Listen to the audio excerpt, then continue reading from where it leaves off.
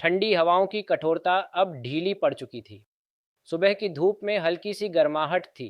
पेड़ों पर नई कोपलें फूटने लगी थीं, जैसे प्रकृति खुद कह रही हो, अब समय है जागने का। गांव के बाहर एक वृद्ध संत भूमि पर बैठे थे। उन्होंने आकाश की ओर देखा और मुस्कराकर कहा, आज वसंत पंचमी है, जब केवल ऋतु नहीं, मन भी बदलता है। यही है वसंत पंचमी, ऋतुओं के परिवर्तन का उत्सव और चेतना के जागरण का संकेत।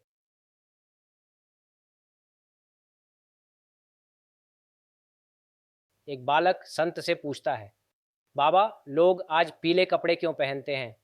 संत उत्तर देते हैं, क्योंकि पीला रंग ज्ञान, आशा और ऊर्जा का प्रतीक है। आज के दिन माँ सरस्वती पृथ्वी पर अवतरित हुई थीं, अज्ञान के अंधकार में ज्ञान का प्रकाश देने। वसंत पंचमी इसलिए मनाई जाती है क्योंकि यह विद्या का जन्मोत्सव है। यह नव आरंभ का दिन है। यह तमस से सत्य की ओर यात्रा है। संत भूमि पर एक रेखा खींचते हैं और कहते हैं, जैसे यह रेखा सर्दी और गर्मी को अलग करती है, वैसे ही वसंत पंचमी आलस्य और जागरूकता को अलग करती है। इस दिन विद्यारंभ शुभ माना जाता है। बिना मुहूर्त के शुभ कार्य किए जा सकते हैं। मन शुद्ध और ग्रहणशील होता है। यह दिन सिखाता है, ज्ञान बोझ नहीं, मुक्ति है। सूर्योदय के समय लोग माँ सरस्वती के समक्ष बैठते हैं। पुस्तकें, कलम, वाद्य यंत्र सब श्रद्धा से रखे जाते हैं। संत धीमे स्वर में कहते हैं, आज बोले गए मंत्र सीधे चेतना में उतरते हैं। आज का मुख्य मंत्र है ओम ऐं सरस्वत्याय नमः। इसे 108 बार जप करें, बिना जल्दी, बिना दिखावे, बस श्रद्धा के साथ। ये मंत्र आपकी वाणी से कठोरता हटाता है और शब्दों में मधुरता भर देता है। आपकी बुद्धि को शांत करता है ताकि विचार भटके नहीं, ठहर सकें। और जब बुद्धि स्थिर होती है तो जीवन के निर्णय अपने आप सही होने लगते हैं।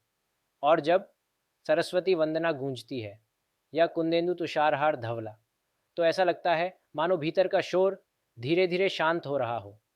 इस दिन माँ सरस्वती से कुछ मांगने की ज़रूरत नहीं होती, बस खुद को अर्पित कर देना ही पर्याप्त है।